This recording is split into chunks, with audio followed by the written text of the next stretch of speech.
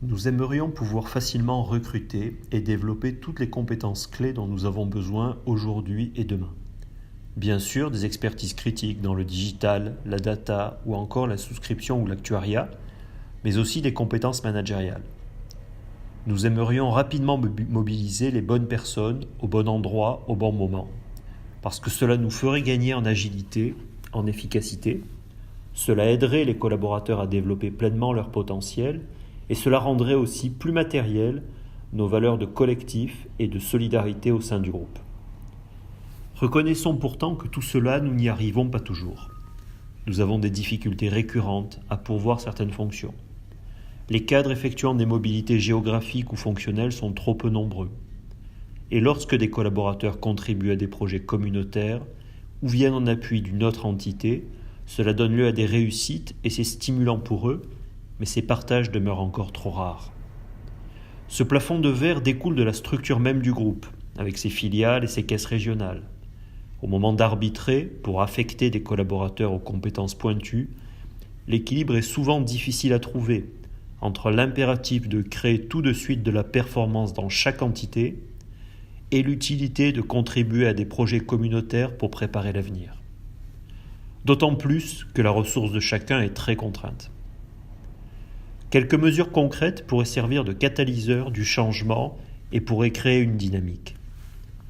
D'abord, un programme Graduate qui permettrait de mieux attirer et développer les hauts potentiels.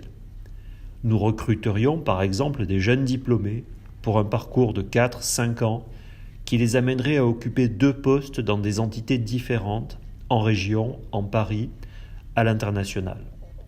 Les membres de ce programme seraient étroitement accompagnés et formés sur toute cette période. Ils se familiariseraient ainsi avec différentes facettes du groupe. Une variante de ce programme pourrait aussi être dédiée à des cadres internes à haut potentiel, déjà plus avancés dans leur carrière et pour les préparer à exercer des responsabilités élevées. Deuxième idée, la valorisation des chefs de projet communautaires. Nous constatons que conduire un projet communautaire est un art qui est difficile et une mission parfois usante. L'idée, c'est donc d'accompagner, de former ces chefs de projet pour qu'ils soient mieux armés pour réussir un projet dans notre environnement Groupama. Par ailleurs, nous voulons que leur rôle et leur action soient davantage reconnus grâce, par exemple, à la création d'un label expert projet communautaire. Cette mesure contribue aussi au pilier modèle industriel de la démarche Vision qui vise à donner plus d'ampleur au projet communautaire.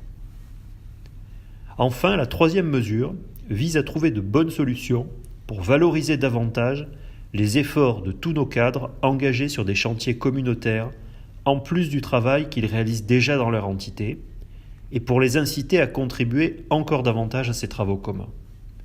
Cela passerait par exemple par une évaluation spécifique dédiée pour chaque membre des COMOP ou de certains groupes de travail, réalisés par regard croisé des directeurs généraux de caisses régionales et de Groupama Assurance Mutuelle. Ces exemples illustrent bien la spécificité du pilier ressources humaines.